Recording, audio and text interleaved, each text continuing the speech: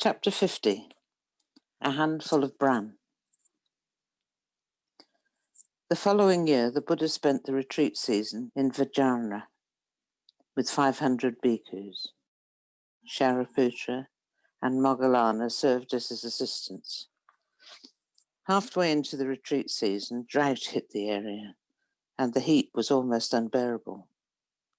The Buddha spent most of each day beneath the refreshing shade of a nimba tree. He ate, gave Dharma talks, meditated, and slept beneath this same tree. By the beginning of the third month of retreat, the bhikkhus were receiving fewer and smaller food offerings. Food was scarce because of the drought, and even the food reserves maintained by the government for difficult times had dwindled to almost nothing. Many monks returned to the monastery with empty bowls. The Buddha himself often returned from begging with an empty bowl, and he filled his stomach with water to ease the hunger. The bhikkhus grew thin and wan. Venerable Moggallana suggested they all move to Uttara for the remaining days of the retreat, where food would be easier to find. But the Buddha refused, saying, "Moggallana, we are not the only ones suffering. All the local people, with the exception of a few wealthy households, are suffering from hunger. We should not abandon the people now. We have a chance to share and understand their suffering. We should remain here until the end of the retreat season." The wealthy merchant, Agganadatta, had invited the Buddha and the bhikkhus for the retreat season to Veranja after he heard the Buddha teach. But he was away on business and had no idea of the situation back home. One day, Moggallana pointed to a glade of healthy green trees and grass growing near the monastery and said to the Buddha, "Teacher, I believe those plants have remained fresh and strong thanks to the rich nutrients in the soil. We could dig up some of that rich humus and mix it with water to make a nutritious food for the bhikkhus." The Buddha said, "It would not be correct to do so, Moggallana.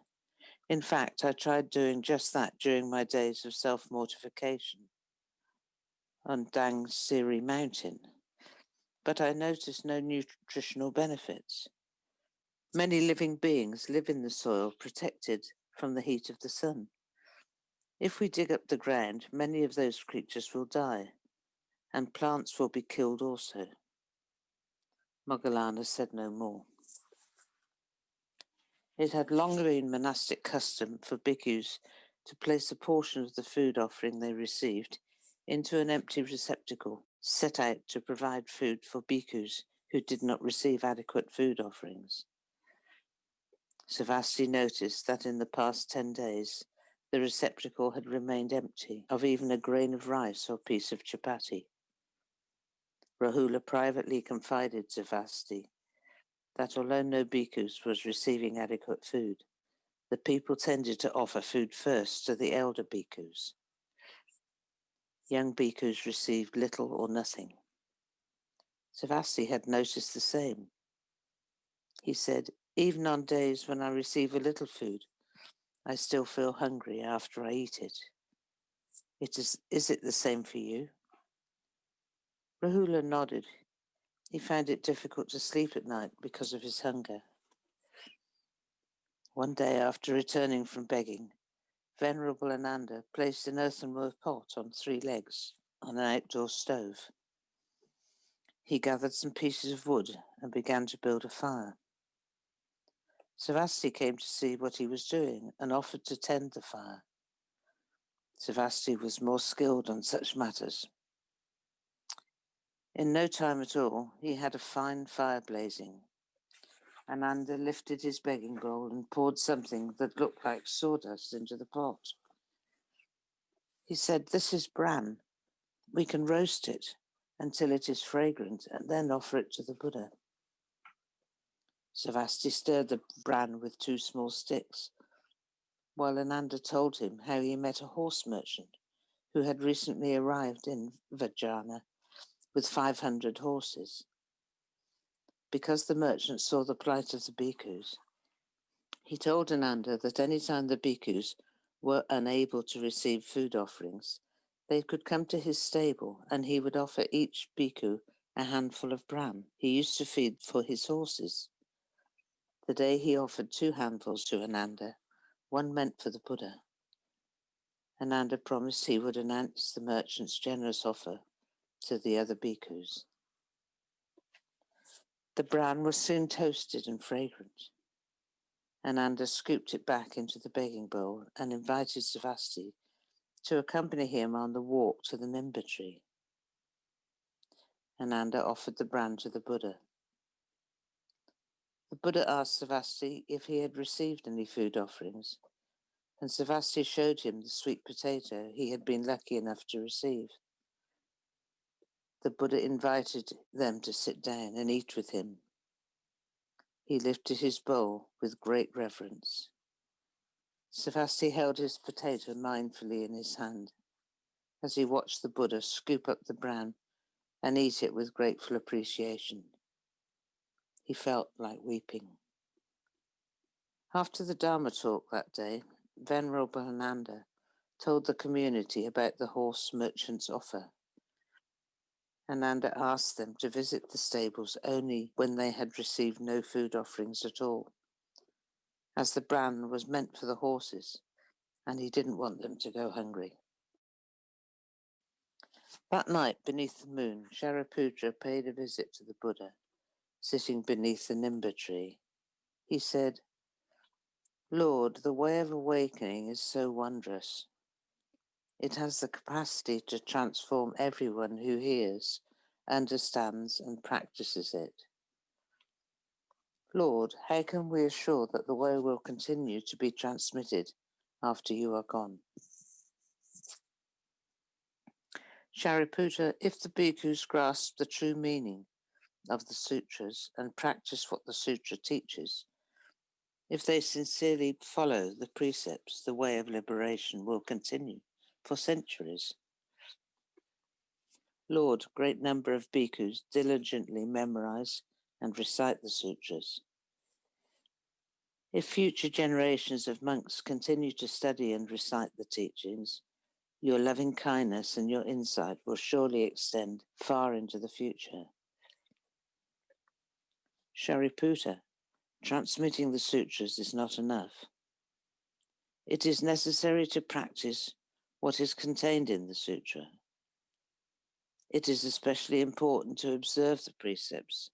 Without that, the Dharma cannot last long. Without the precepts, the true Dharma would quickly fade. Is there a way of putting the precepts into a form that can be preserved for thousands of lives to come? That is not yet possible, Sariputta. A finished set of precepts cannot be created in one day or by one person. In the first years of the Sangha, we didn't have any precepts. Gradually, because of shortcomings and errors committed by brothers, we have created precepts. Now we have 120 precepts. That number will increase over time. The precepts are not yet complete, Sariputta. I believe the number may rise to 200 or more. The final day of the retreat arrived. The merchant Aganidata returned from his travels and was shocked to learn how much the bhikkhus had suffered from hunger.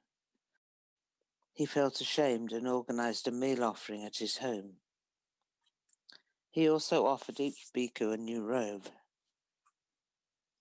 After the Buddha delivered his final talk of the season, the bhikkhus headed south. It was a lovely journey. The bhikkhus walked without haste. They rested nights and begged in the mornings. After their meal and a rest in the cool forest, they continued to walk each day. Sometimes they remained several days in a village where the people were especially delighted to receive the teachings. At night, the monks studied and recited the sutras before meditation and sleep. One afternoon, Svasti came across a group of young buffalo boys leading their buffaloes home. He stopped and talked to them, reminiscing about his youth. Suddenly he was seized with a longing to see his family. He missed Rupak and Bala, and most of all, Bhima. He still wondered if it was proper for a bhikkhu to think about the family he had left. Of course, Rahula told him that he had missed his family too. Svasti was 22 years old. He preferred the company of young people, feeling more at ease with them. He enjoyed time spent with Rahula the most. They often shared their innermost thoughts. Svasti told Rahula about his life as a buffalo boy. Rahula had never had an occasion to sit on a water buffalo's back. He had a hard time believing that so large a creature could be as docile as Svasti claimed. Svasti assured him that the water buffalo were the gentlest of animals. He told Rahula of the countless times he had lain on a buffalo's back as they walked home along the banks of the river. He would look up at the blue sky and drifting clouds, enjoying moments of peaceful leisure on the warm, smooth back of the buffalo. Svasti also told Rahula about the games he played with other buffalo boys. Rahula loved to hear these stories. It was a life he had never known, since he has been raised in a palace. Rahula said he wished he could experience riding on a buffalo's back, and Svasti promised him that he would somehow arrange it. Svasti wondered how he could arrange a buffalo ride for Rahula. They were both ordained monks. He decided that when they travelled in the vicinity of his home village, he would ask the Buddha's permission to go and see his family. He would ask if Rahula could join him. Then, when no one else was around, he would ask Rupak to let Rahula climb on the back of one of the buffaloes. Rahula could ride along the banks of the Naranjara river. Svasti planned to take off his monk's robe and ride on a buffalo too, just like in the old days. The next year, the Buddha spent the retreat season on the stony mountain Kalika. It was the 13th retreat season since the Buddha's enlightenment. Meghiya was serving as the Buddha's assistant. One day, Meghiya confided to the Buddha that when he sat alone in the forest, he was disturbed by thoughts of desire and passion. He was concerned because the Buddha encouraged the bhikkhus to spend time alone in order to meditate. But whenever he meditated in solitude, he was confronted by mental obstacles. The Buddha told him that practicing in solitude did not mean to live without the support of friends. Wasting time in idle chatter and useless gossip with others was not beneficial to a spiritual life. But receiving the support of friends in one's practice was most important. Bhikkhus needed to live in communities to support and encourage each other. That was the meaning of taking refuge in the Sangha. The Buddha also told him a bhikkhu requires 5 things. The first is understanding and virtuous friends who share the path. The second is precepts to help the bhikkhu maintain mindfulness. The third is ample opportunity to study the teachings. The fourth is diligence, and the fifth is understanding. The last 4 conditions are closely linked to and depend upon the presence of the first condition, having friends to practice with. Meghiya practiced the contemplations on death, compassion, impermanence, and the full awareness of breathing. To overcome desire, practicing the contemplation on a corpse, looking deeply at the 9 stages of the body's decay from time the breathing ceased to the time the bones turned to dust. To overcome anger and hatred, practice the contemplation on compassion. It illuminates the cause of anger and hatred within our own minds and in the minds of those who have precipitated it. To overcome craving, practice the contemplation on impermanence, illuminating the birth and death of all things. To overcome confusion and dispersion, practice the contemplation on the full awareness of breathing. If you regularly practice these 4 contemplations, you will attain liberation and enlightenment.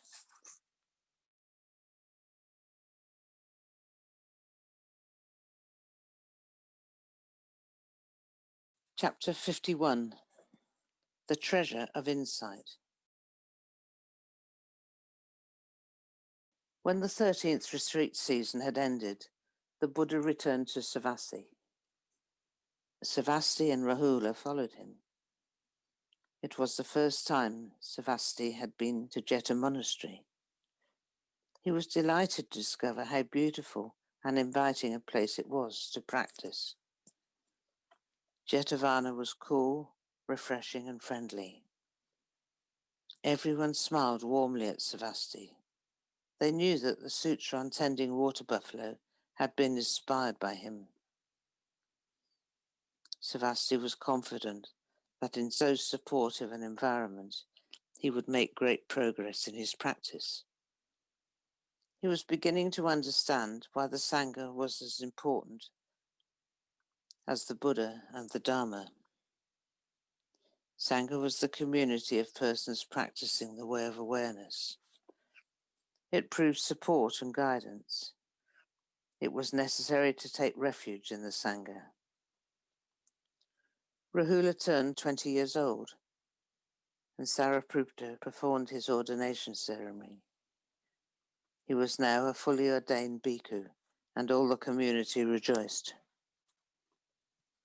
Venerable Sariputta devoted several days prior to the ordination to give Rahula special teachings. Svasti accompanied him during these sessions and so benefited from Sariputta's teachings as well.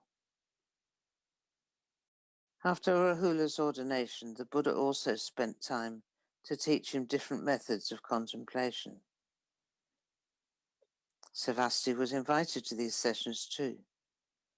The Buddha taught them the contemplation on the 6 sense organs: eyes, ears, nose, tongue, body and mind. On the 6 sense objects: forms, sounds, smells, tastes, tactical objects and objects of mind. And the 6 sense consciousnesses: eye consciousness, ear consciousness, nose consciousness, taste consciousness, body consciousness, and mind consciousnesses. The Buddha showed them how to look deeply into the impermanent nature of these 18 domains of sense, called the 18 dhatus, which comprise the 6 sense organs, the 6 sense objects, and the 6 sense consciousnesses, or internal objects of sense. Perceptions arose because of contact between a sense organ and a sense object. All the domains of sense depended on each other for existence. They were all impermanent and interdependent. If one could understand that, one could penetrate the truth of the emptiness of self and transcend birth and death.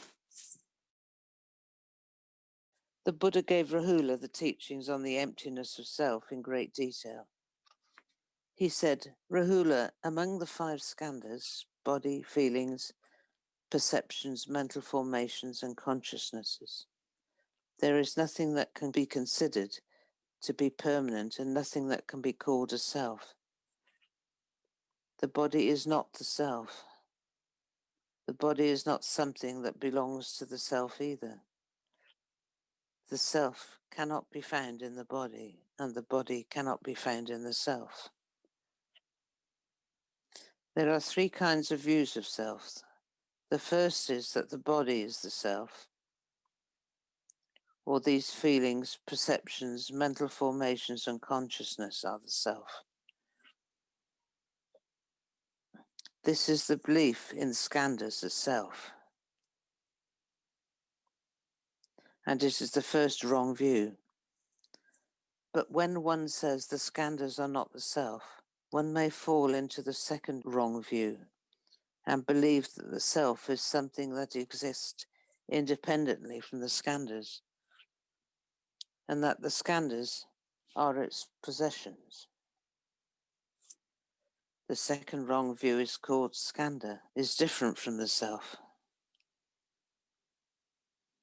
The third wrong view consists of the belief that there is a presence of the self in the skandhas, and there is the presence of the skandhas in the self. This is called the belief of the presence of the skandhas and the self in each other. Rahula, practicing deeply the meditation on the emptiness of the self, means looking into the five skandhas in order to see that they are neither self, belonging to self, nor interbeing with self. Once we overcome these three wrong views, we can experience the true nature of emptiness of all dharmas. Svasti noticed how the bhikkhu at Jeta named Thea never spoke to anyone else. He always walked alone. Venerable Thea did not disturb anyone, nor did he violate any precepts. And yet it seemed to Svasti that he did not live in genuine harmony with the rest of the community. Once Svasti tried to speak with him, but he walked away without responding. The other bhikkhus nicknamed him the one who lives alone.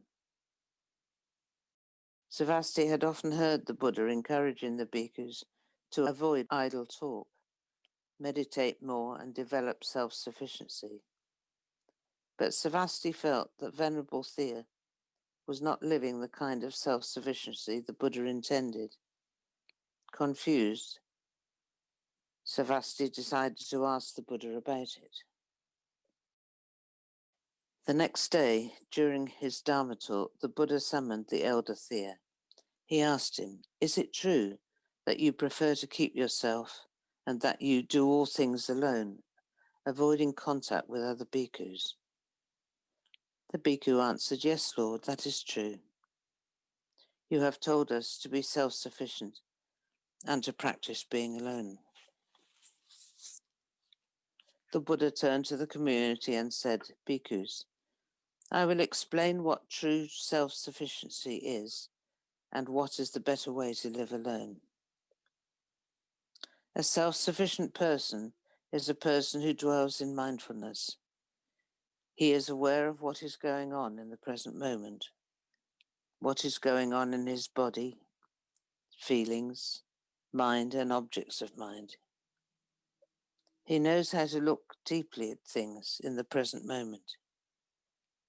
He does not pursue the past nor lose himself in the future, because the past no longer is and the future has not yet come. Life can only take place in the present moment.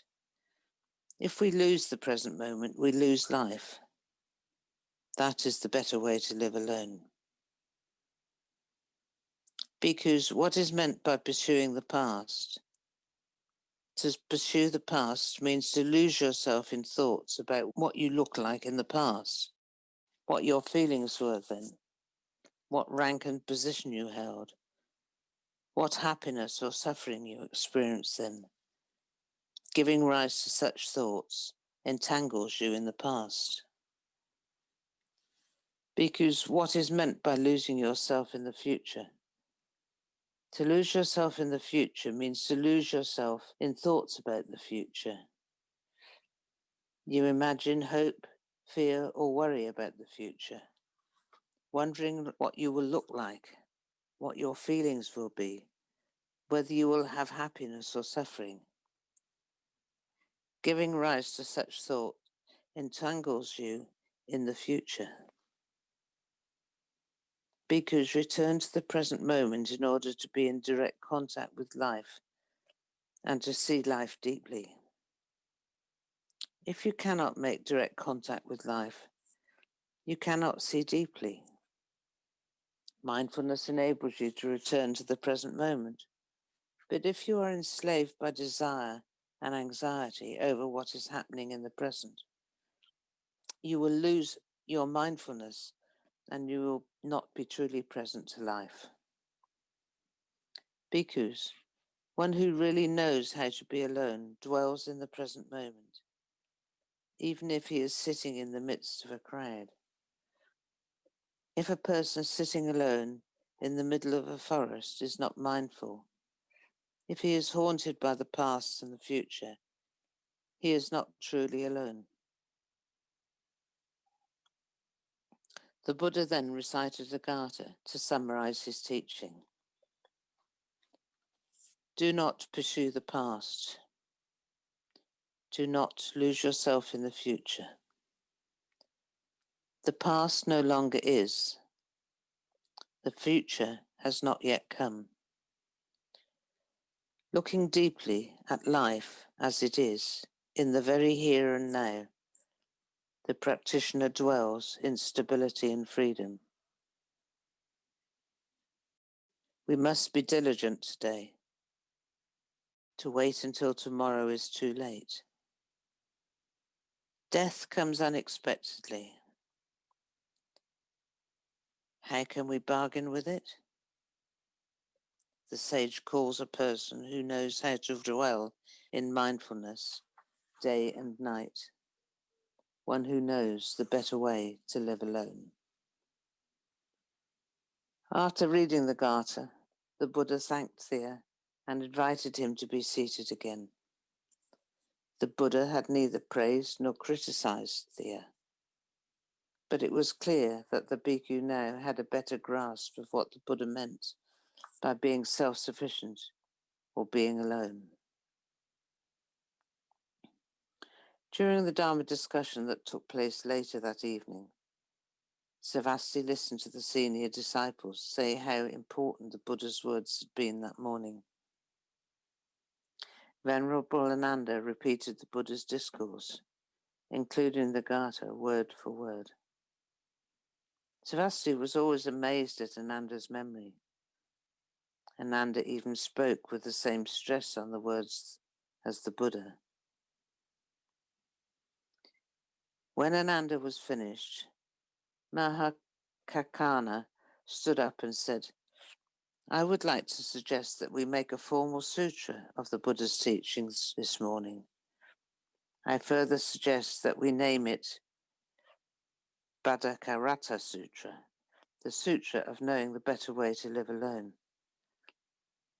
Every bhikkhu should memorize this sutra and put it into practice. Mahakassapa stood up and voiced his support for this idea. The next morning, when the bhikkhus were out begging, they encouraged a group of children playing by the river Paddies. The children had caught a crab, which one boy held down with his forefinger. With his other hand, he ripped off one of the crab's claws. The other children clapped their hands and squealed. Pleased with their reaction, the boy ripped off the other claw. Then he tore all the crab's legs off, one by one. He tossed the crab back into the paddy and caught another one. When the children saw the Buddha and the bhikkhus arrive, they bowed their heads and then returned to tormenting the next crab. The Buddha told the children to stop. He said, Children, if someone ripped off your arm or leg, would it hurt? Yes, teacher, the children answered. Did you know that crabs feel pain just as you do? The children didn't answer. The Buddha continued, The crab eats and drinks just like you.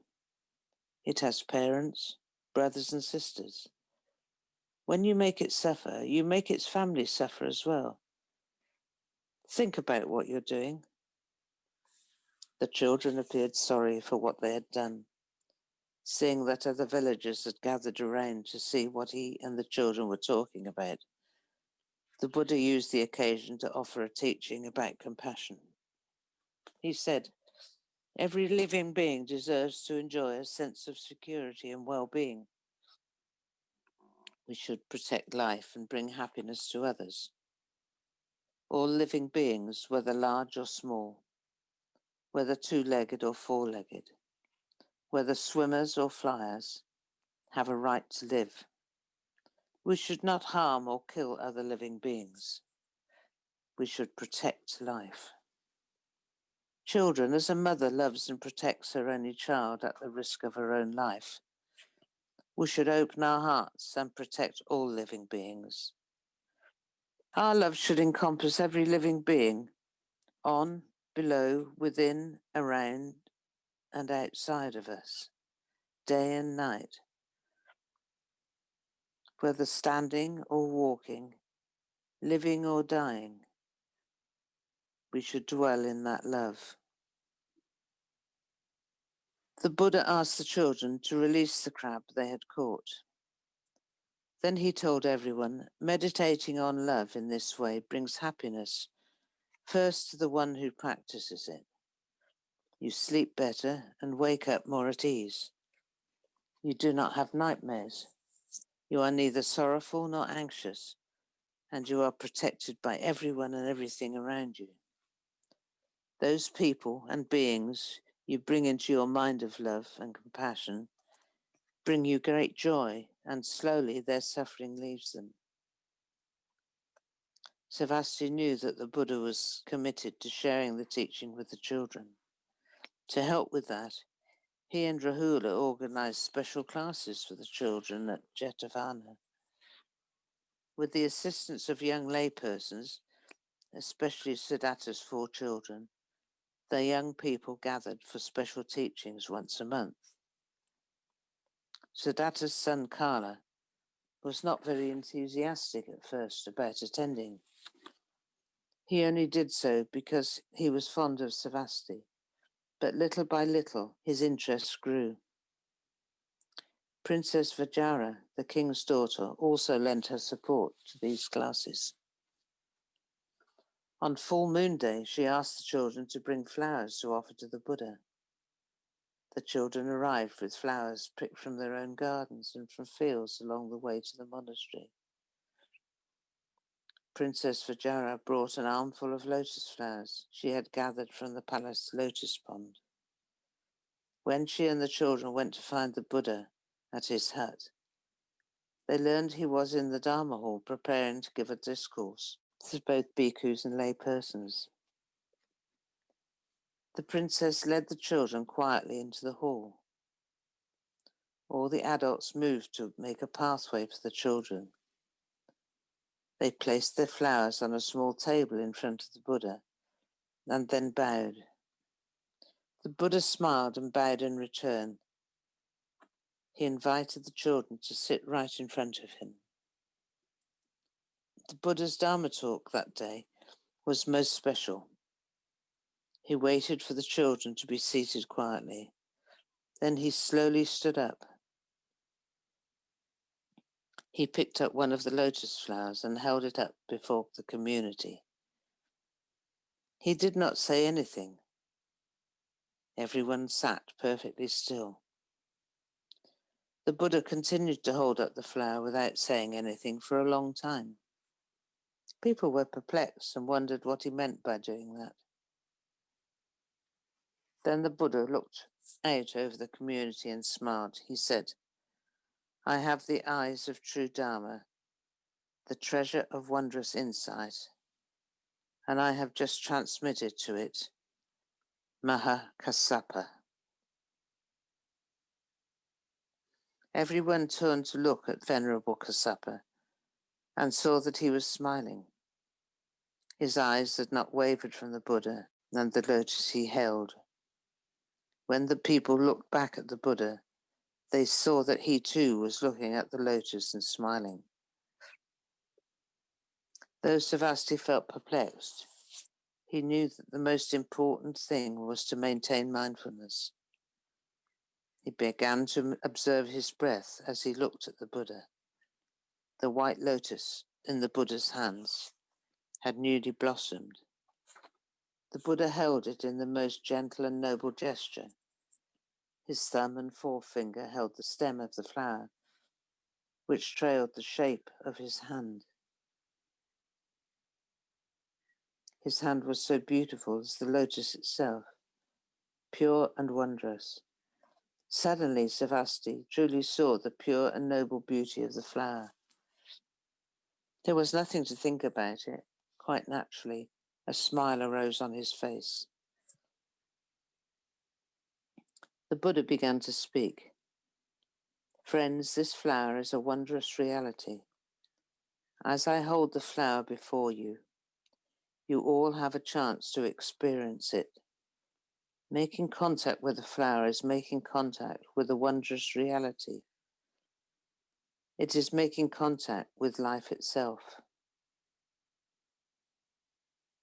Mahakassapa smiled before anyone else because he was able to make contact with the flower.